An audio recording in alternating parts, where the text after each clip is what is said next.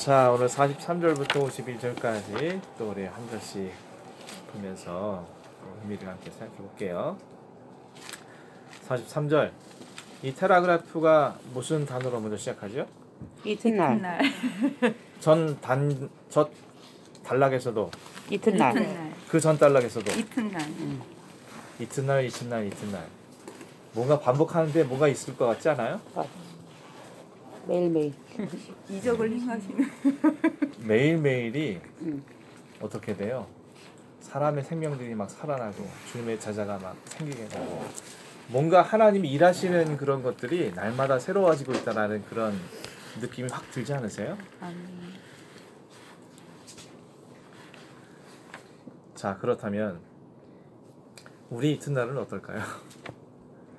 어제가 오늘의 어제였다면 어제 이튿날이 오늘은 여러분들은 어떠셨어요?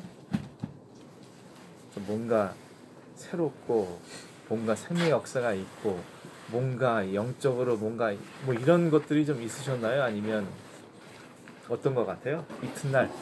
저는 이튿날이란 말이 되게 희망적인 말인 것 같아요. 기회잖아요, 기회. 우리에게.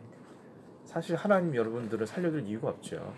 우리가 뭐 하루 더 산다고 해서 죄나 지을 줄 알지 뭐 우리가 무슨 선한 일을 할 수 있겠어요. 그래도 하나님이 우리에게 이튿날을 오늘 지나면 내일 또 하루를 우리에게 주시잖아요. 사실 하나님 앞에 우리가 뭐 할 수 있는 것도 없고 할 자격도 없고 할 능력도 없고 그런 존재인데 우리 이튿날이라는 것을 선물해 준다는 것은 여러 가지 의미가 있겠죠. 먼저는 넌 아직 멀었어 라는 뜻일 수도 있고 우리가 지금 하나님 앞에 가면 우리가 지옥의 땔감밖에 안 될 것 같으니까 하나님이 우리에게 기회를 주신 거예요. 예수님 바로 믿을 수 있도록 우리가 예수님 앞에 더 온전한 신앙이 될 수 있도록 하나님께서 우리에게 기회를 주신 것이면서 동시에 경고를 하고 계신 거죠. 너 정신 차려야 돼. 제가 지난주에 말씀드렸나요? 지난주에 저희 아내 제가 위임식 앞두고 결과 저한테 경고하신 것 같았어요. 너 정신 차려라. 너 똑바로 해야 돼. 너 목사로서 목회자로서 정말 바르게 너 해야 돼라는 어떤 하나님의 사인처럼 제가 느껴졌거든요. 그러니까 우리 그런 자세로 살아야 돼요. 그러니까 우리가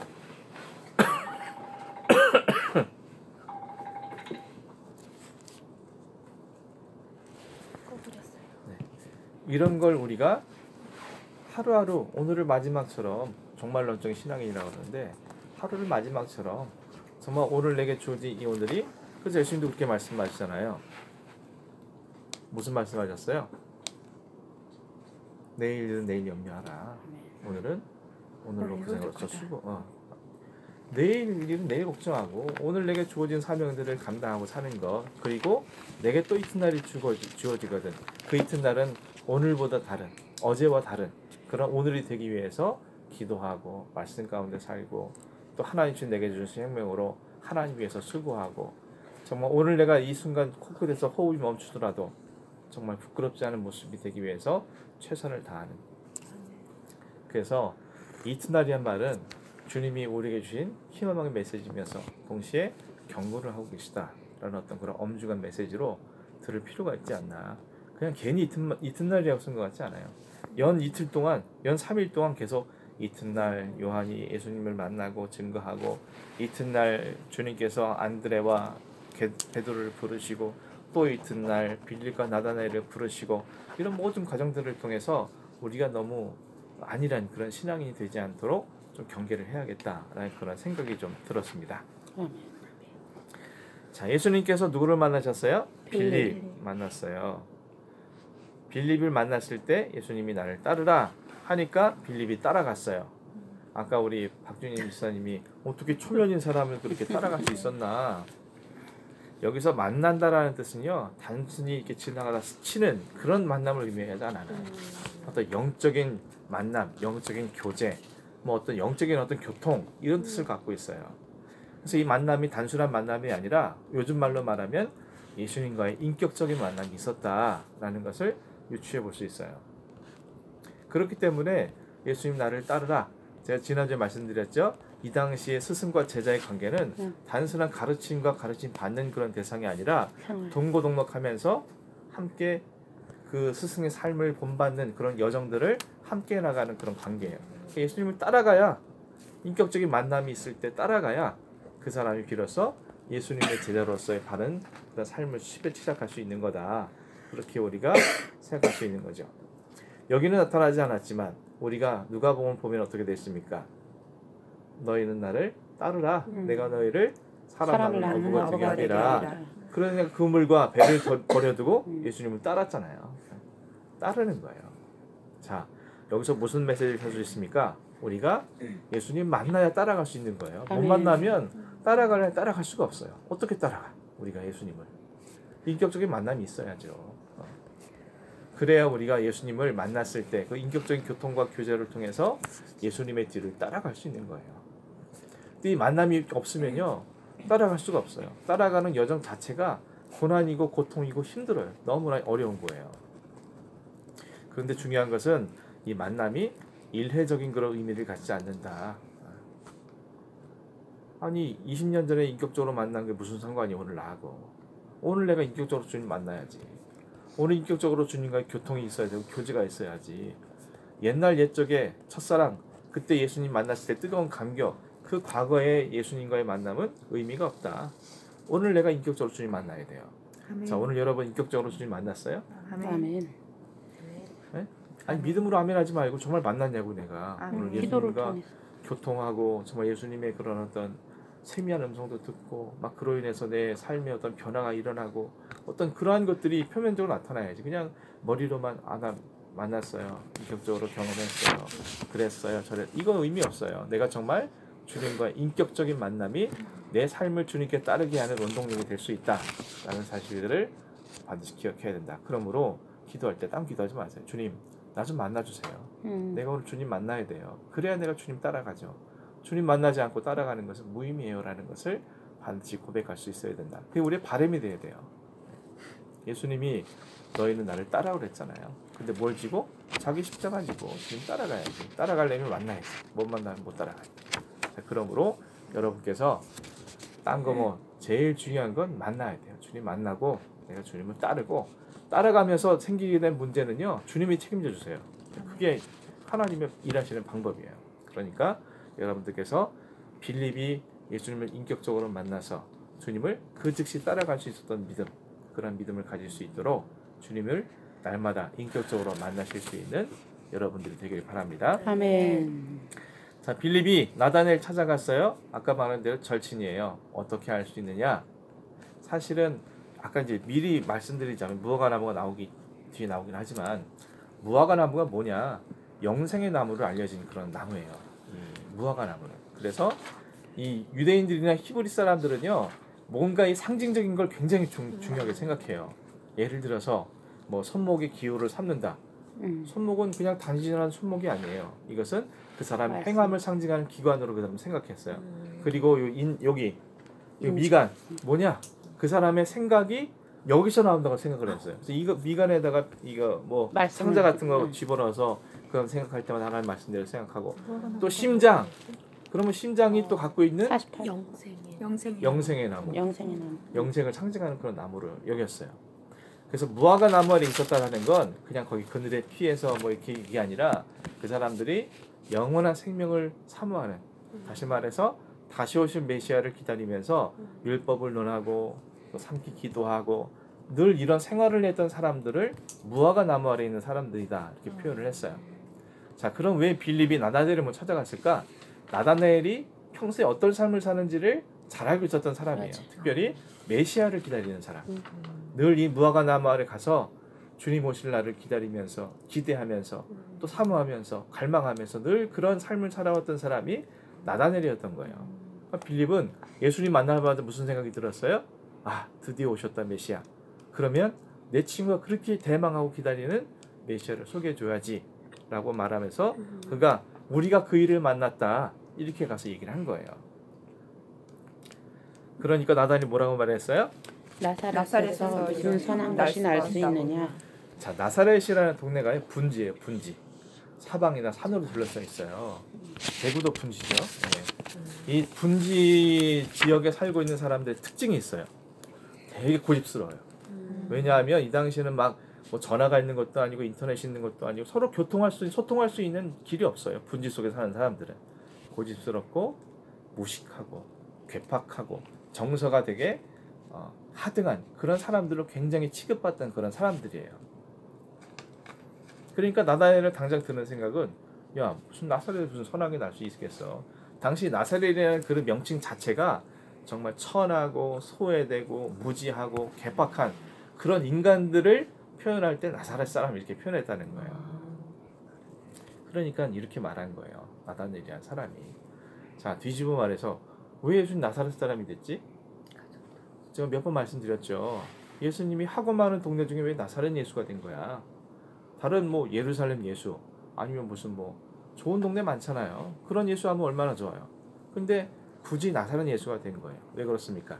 모든 사람을 구원하시. 예, 모든 사람 나사렛 사람같이 괴팍하고 정말 못되고 정말 그런 사람일지라도 예수님은 그들의 친구가 되어주시고 구원하기 원하시는 그런 주님의 모습을 보여주기 위해서 나사렛 예수가 되신 거예요. 그래서 베드로도 어떻게 했습니까? 예수님 소개할 때 나사렛 예수라고 소개를 해요. 예수님이 하신 일이 얼마나 많아요. 죽은 자도 일으키시는 예수 이러면 사람들이 얼마나 잘 믿겠어요. 야, 뭐 안진뱅이도 일으키시고 손 마른 자도 낫게 하시고 오병이어를 일으키신 예수. 그럼 사람들이 와, 나 그 예수 믿을게 이렇게 얘기할 거 아니에요, 다들. 그런데 베드로는 고집스럽게 나사렛 예수라고 증거를 해요. 왜 그렇습니까? 우리 주님은 그런 분이라는 거예요. 우리 주님은 뭐 굳이 예루살렘의 예수, 무슨 뭐 죽은 자를 일으키는 예수, 바다가 순종하는 예수 그런 거 아니라도 우리 모든 죄인과 모든 연약하고 괴팍한 자들 이런 모든 자들을 구원하시기 오신 예수 이렇게 증언을 하고 있는 거죠. 더 나아가서 너희가 지금 믿어야 될 사람은 나사렛 사람이야. 그 사람들 지금 로마 치하에서 정말 그 물질 팽배한 그런 어떤 황금 만능주의 속에 살아가고 있는 시대 사람들인데 그런 나사렛 예수를 만나지 못하면 진정한 구주를 영접하지 못하는 거기 때문에 베드로가 고집스럽게 나사렛 예수를 얘기한 거예요. 특히 사례들인 공예라든지 이런 유대교의 종교 지도자를 향해서 고집스럽게 나사렛 예수라고 증언을 하고 있는 것을 확인할 수 있는 거죠. 나다나엘이 말할 정도로 나사렛에서 무슨 선한 게 날 수 있어? 근데 그 예수가 되신 거예요. 베들레헴에 태어난 것처럼 말구에 태어나신 것처럼 나사렛 예수가 된 것처럼 갈릴리에서 활동하신 예수처럼 십자가에 죽으신 예수님처럼 모든 자들을 구원하시기 위한 그런 예수가 되시기 위해서 나사렛 예수가 되셨다라고 이야기를 하고 있습니다. 자, 빌립이 뭐라고 말했어요? 와서 봐라. 왜 그랬을까요? 눈으로 확인해라. 맞아요. 말로 얘기한다고 들어요? 이해할까요? 지금 이 사람 나다나엘은 야 나사렛 무슨 선한 게 날 수 있어? 이미 부정적으로 자기 스스로 결정을 해놨어요. 이 사람은 메시아가 아니야. 이 사람을 설득시킬 때 말로 설득시킬 수 있을까요? 100마디 말하면 100마디 반박할 수 있을 거예요. 나다나엘 같은 사람은 분명히 와서 보지 않고 예수를 만나지 않으면 이 사람 변화되지 않는다라는 것을 알았기 때문에 빌립이 굳이 야 이분은 이런 분이야 저런 분이야. 여러분들 전도해 보셨잖아요. 이 제주 사람들한테 아무리 백날 예수님이 좋은 분이에요 얘기를 해봐요. 그 사람들이 믿어요? 안 믿어요. 사람 말을 듣고 어떻게 믿어요? 와서 봐서 자기가 직접 경험을 해야 예수를 믿는 거지. 자, 하나 더 나아가서 우리가 보여줘야죠. 그 사람들한테. 예? 그 사람들이 오지 않으면 우리가 가서 보여줘야지. 뭘 보여줘야 돼? 예수님 누군지 보여줘야죠. 어떻게 보여줘요? 진짜. 네, 우리의 사지백체가 예수님의 광고판이에요. 우리가 다 그래서 그 사람들이 욕할 때 뭐라고 욕해요? 아이고 예수 믿는 것들 참 더해. 예수 믿는 것들이 왜 저래? 예수님 욕하는 거예요? 아니죠. 예수님 믿는 우리가 그런 삶을 사니까 예수님도 같이 싸잡아서 그 사람들이 얕보는 거예요. 그러니까 와서 보라. 아니면 우리가 가서 보여줘야지. 어떤 모습? 예수님 닮아가는 모습. 예수님처럼 먼저 손 내밀고 먼저 용서해주고 먼저 희생해주고 이런 어떤 예수님을 닮아가는 모습들이 우리를 통해서 자꾸 투영이 돼야지. 그래야 그 사람들이 와서 보지 않고 우리가 가서 보여줄 때 그 사람들이 와서 보게 되는 거예요. 그런데 우리의 삶은 개차반이면서 그 사람들한테 와서 봐라. 말도 안 되는 얘기죠. 야, 너 보면 야, 한 가지 보면 10가지를 한다고. 야, 너 보고 내가 예수 아유 안 간다 안 가. 이러지요. 그렇지 않겠어요? 자, 그러므로 우리가 예수님의 어떤 사지백체가 예수님을 나타내는 투영시키는 광고판으로서 손색 없는 그런 삶이 되기 위해서 끊임없이 노력을 해야 된다. 그래야 그 사람들이 날 보고 요즘 그래서 관계전도란 말이 유행하는 거예요. 관계전도. 옛날에는 전도지 뿌리면서 예수 천당 불신지 없고는 사람들이 교회 왔어요. 근데 그리고 뭐 교회에서 이번에 오면 선물 준대. 우리 교회 와봐. 한번 와봐. 옛날에 그랬어요. 뭐 왔어요. 근데 무의미하다는 거예요. 그냥 선물 받고 다 가면 안 와요. 또 내년에 선물 줄 때까지 안 와요. 그래서 요즘은 관계. 그 사람한테 관계를 맺는데 예수 믿는다는 얘기를 한 번도 안 하는 거예요. 대신 이름 없이 빚도 없이 도와줘요. 그 사람은. 또 지나가다가 한번 뭐 별거 아니지만 그러면서 도와주고 이런저런 모양으로 자꾸 그 사람에게 좋은 이미지를 계속 주는 거예요. 그러다가 그냥 지나가는 듯이 아유 나 교회 다니는데 한번 와볼래?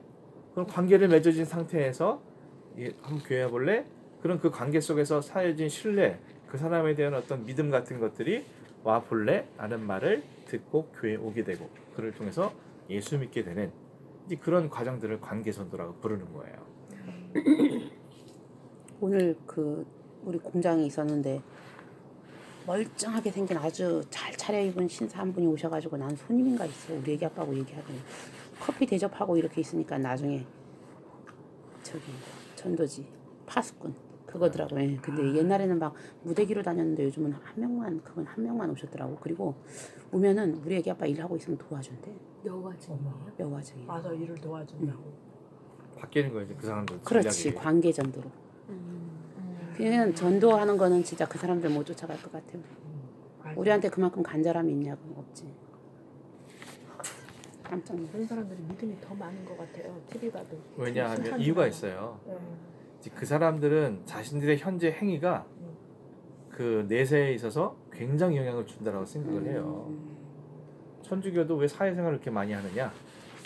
그래야 자기들이 이 공로, 이 땅에서 행한 공로가 연옥에 있던 부모를 천국으로 보낼 수 있고 내가 이렇게 해야 이렇게 될 수 있다라는 어떤 인간의 공로를 좀 인정해주는 그런 신앙이에요, 다들. 그래서 어떻게 했든지. 근데 예수 믿는 사람들은 너무 오버했어. 그냥 예수 믿으면 다 된다라고 그러니까 그냥 공으로 먹으려고 그러는 거예요, 너무. 그러다 보니까 신앙에 어떤 실천이나 행함에서 못 쫓아가는 거지. 그렇지. 우리가 굿하는 사람들도 봐요. 우리가 봤을 땐 아유 왜 저렇게까지 해야 돼? 하지만 그 사람들은 그게 절대적인 거거든.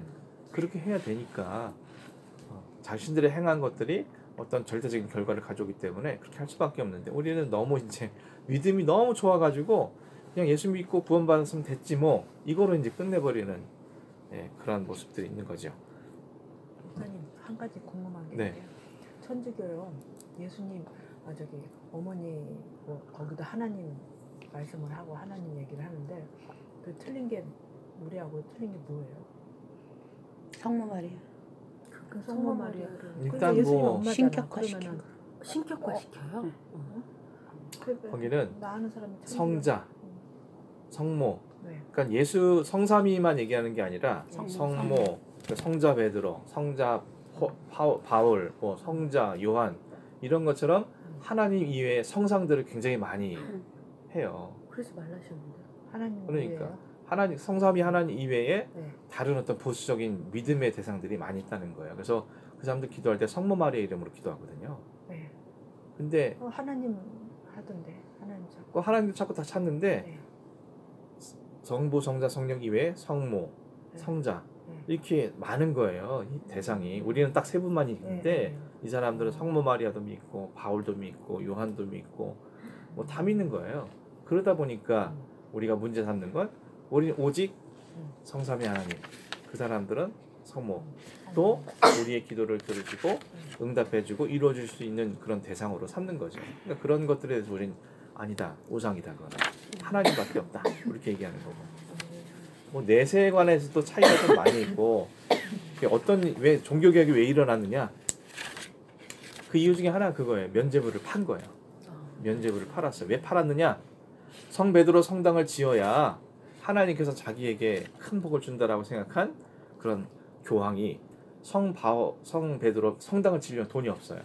돈이 없으니까 어떻게 됐느냐 그때는 또 이 주교나 뭐 이런 것들 돈 주고 살고 이렇게 팔던 그런 시대였기 때문에 그 어떤 그 주교가 교황님한테 내가 성 베드로 성당 지을 수 있는 재원을 줄 테니까 나 좀 이거 주교로 좀 세워주세요 부탁하면서 그 돈을 모을 방법으로 뭘 했냐 면죄부를 판 거예요. 면죄부가 뭐냐 너희들이 이 면죄부를 사면 지금 죄 짓고 그 천국 못 간 여러 개 빠져 있는 것들 내가 천국에 보내줄 거야. 그 사람들 죄를 사해줘서 그렇게 해서 면죄부를 판 거예요. 이거를 이제 루터라는 사람이 어떻게 그럴 수 있냐? 그건 말도 안 된다. 그래서 다시 이제 오직 말씀, 오직 뭐 영광 뭐 이러면서 그런 강령을 펴서 종교 개혁을 일으킨 거죠. 그러니까 그 당시에 어떤 천주교의 어떤 굉장히 타락하고 부패한 그런 모습들이 결국엔 개신교가 출발하게 된 그런 과정인데 근데 개신교도 문제가 많이 있죠. 그러니까 그런 것들은 우리가 뭐 천주교가 어떻다 개신교가 어떻다 얘기할 필요 없이 나만 잘하면 돼요. 딴 사람 얘기할 필요 없어. 나만 잘하면 돼. 나만 잘하면 그거는 뭐 자 빌립이 와서 봐라. 말로 안 되니까 네가 와서 봐 직접 이런 얘기인 거죠. 예수님께서 나다니 오시는 것을 보고 뭐라고 말씀하셨어요? 참으로 이스라엘 사람이다. 간사한 것이 없다. 참으로 이스라엘 사람이다. 이스라엘 사람들이 누굽니까? 하나님의 선택받은 선택받은 민족, 선민들이잖아요. 선민. 하나님이 그들을 선민으로 선택하듯 선택받은 자로서 손색이 없는 그런 사람이다. 그런 의미예요. 그 저기에서 모세가 이렇게 다 모세가 푸시력업 시켜서 전부 다 나온 하나님의 선민으로 세워진 이스라엘. 이스라엘 이름은 야곱의 이름이 바뀌어서 이스라엘이 된 거죠. 원래 야곱인데 야복 강가에서 씨름하고 난 뒤에 하나님께서 그 이름을 이스라엘로 바꿔주셨죠. 그러니까 야곱의 12제자가 이제 뭐가 된 거지 자손. 그래서 야곱의 12아들이 12지파가 된 거예요. 그렇지. 베냐민이 막둥이. 그런 거고 그 참으로 이스라엘 사람이다라는 건 하나님의 선민으로서 부족함이 없는 사람으로 보인다라고 예수님께서 말씀하신 건데 어떤 면에서 간사한 것이 없다. 간사의 특징이 뭘까요? 이중성. 자, 뱀이요 간사한 그런 동물이었어요. 맞아. 간교한. 그러니까 사탄이 지배하는 사람은 간사한 사람인 거예요. 자기 이익밖에 모르고 어떻게 하면 저 사람 이간 해가지고 내 이익을 얻을까. 늘 그러한 어떤 자기 욕심과 욕망. 사탄이 인간의 뭘 건드렸어요? 욕심, 욕망 건드려. 너 하나님처럼 될 수 있어? 하니까 그 욕심에 넘어가서 선악과를 따먹은 거잖아요. 간사하게. 다른 사람 이용해서 자기 욕심과 욕망을 채우려는 사람들, 이러한 사람들이 간사한 사람들이에요. 근데 예수님께서 그 사람의 속에는 간사함이 없다. 하나님께 선택받은 민족으로서 손색이 없다라고 이렇게 인정해 주신 거죠. 자, 우리 안에 우리 속을 주님께서 지금 보신다면 뭐라고 얘기할까요? 간사한 것. 어떤 말씀을 들을까? 어떤 말씀 들을 것 같아요? 오늘도 아까 설교 시간에 하나님이 보시기에 좋았더라. 이런 걸 자꾸 선택하고 그런 사람이 되게 노력을 해야 우리가 진정한 신앙인이 되는데 자꾸 하나님 잊어버려요. 하나님 지금 나를 어떻게 보실까? 어떻게 나를 판단하실까? 나를 지금 어떻게 셈하고 계실까? 이런 것들을 자꾸 생각하며 살아야 우리가 손 하나 까딱하는 것도 조심하고 말 한마디도 조심할 수 있고 우리의 삶이 성결하게 될 수 있는데 하나님 자꾸 안 본다고 생각하고 하나님의 존재를 자꾸 잊어버리고 살다 보니까 우리가 자꾸 마음대로 사는 거예요. 예수님은 다 알고 있잖아요. 그 사람의 속에는 간사한 게 없다. 자, 주님이 우리의 속을 보시면 뭐라고 말씀하실까? 내가 하나님 보시기에 좋을까 나쁠까? 하나님이 나를 어떻게 판단하실까? 내가 좀 하나님 앞에 섰을 때 어떤 모습으로 서게 될까? 우린 너무 하나님 앞에 서는 날이 먼 훗날 일이라고 자꾸 생각을 해요. 자신도 모르게 자꾸 착각을 하고 사는 거예요. 어떻게 알아? 내가 오늘 죽을지 내일 죽을지 아무도 알 수 없는 일인데 자꾸 그걸 외면하고 싶어해요. 근데 사실인 거죠. 제가 말씀드렸죠. 내가 오늘을 살고 있는 게 아니라 오늘 하루 죽어간 거예요. 주님 오실 날을 주님이 나에게 정해놓으신 날짜는 딱 정해져 있으니까 하루하루 이 모래시계 모래알이 밑으로 떨어지는 것처럼 죽어가고 있는데 우린 자꾸 그걸 망각하고 살아가는 거예요. 자, 우리가 소리의 속을 보시고 간사한 자라는 소리를 듣지 않도록 내 욕심과 욕망에 따라 살아가는 어리석은 자, 사탄이 지배하는 자가 아닌 정말 진짜 참으로 이스라엘 사람, 참으로 하나님의 자녀, 참으로 하나님의 선택받은 그런 사람이다라고 인정받기 위해 매 순간마다 힘쓰고 수고하면 주님께서 그런 우리를 기특하게 여주셔서 그 모든 것을 잘 감당해 나갈 수 있도록 힘과 도움을 주시는 분이시다라는 것을 우리는 생각할 수 있죠. 나다넬이 물어봤죠. 어떻게 날 아십니까? 그러니까 너를 부르기 전에 있는 것을 이미 보았어 라고 이야기를 하죠. 나다넬이 라피여 당신 하나님의 아들이시요 당신은 이스라엘의 임금이로소이다. 이 사람의 말 속에 모순이 있어요. 뭘까요? 임금 아니 맞아요. 랍비라고 말하면서 선생님. 하나님의 아들 그 다음에 이스라엘의 임금 이렇게 부르고 있단 말이죠. 뭐인 것 같아요? 헷갈리나? 아직 확고한 믿음이 이 사람 안에 없는 거예요. 지식적으로는 자신이 영생의 나무 아래에서 다시 오실 메시아를 기다리고 대망한다는 것을 분명히 알고 그런 것들을 알고 있는 분이야말로 하나님의 아들이실 수밖에 없다라고 생각을 하지만 그것은 아직 머리에 있을 뿐 직접적으로 그가 이와 같은 메시아라는 사실을 온전히 말하지 못하기 때문에 랍비라고 부르면서 동시에 메시아라는 그런 고백을 함께하고 있는 거예요. 자, 예수님께서 말씀하시죠. 내가 너를 무화과 나무 아래 있다고 보았다 함으로 믿느냐? 보다 더 큰 일을 보리라. 더 큰 일이 뭘까요? 여기서 말씀하신 더 큰 일이 어떤 일일까요? 그 뒤에 부연 설명하시잖아요. 네. 하늘이 열리고 하나님의 사자들이 인자 위에 오르락내리락 하는 것을 볼 것이다. 칭찬. 야곱의 그 그거랑 똑같은 거예요. 오르락내리락. 아, 그거하고는 베델에서? 좀 틀리죠. 예. 이해하자. 주님의 부활하심을 볼 거다라는 그런 얘기예요. 아멘. 십자가에 죽으셨을 때, 또 부활하셨을 때, 또 승천하실 때 이런 승천할 때. 큰 일을 볼 것이다. 오르락내리락. 예수님 십자가에 죽으셨을 때, 또 부활하실 때, 승천하실 때 천사들이 예수님을 수종 들었거든요. 그걸 볼 거라는 거예요. 그러니까 이 사람이 예수님이 더 큰 일, 그가 정말 보아야 할 게 뭐냐? 예수님의 대속의 죽으심과 그리스도의 죄와 사망으로부터 승리하시는 것과 우리의 영원한 구원주가 되시기 위해서 승천하시는 것, 이것을 네가 보게 될 거야 라고 그에게 약속을 해주시는 그런 말씀이죠. 자, 우리는 더 큰 일을 봐야 돼요. 아멘. 자꾸 우리 눈앞에 보이는 것들이 현혹되어서는 안 돼요. 사람들이 자꾸 눈에 보이는 것들, 닥쳐온 현실들, 닥쳐온 문제들, 닥쳐온 크고 작은 일들 때문에 자꾸 우리의 시선이 자꾸 분산되고 혼란하게 돼요. 근데 우리는 더 큰 일을 봐야지.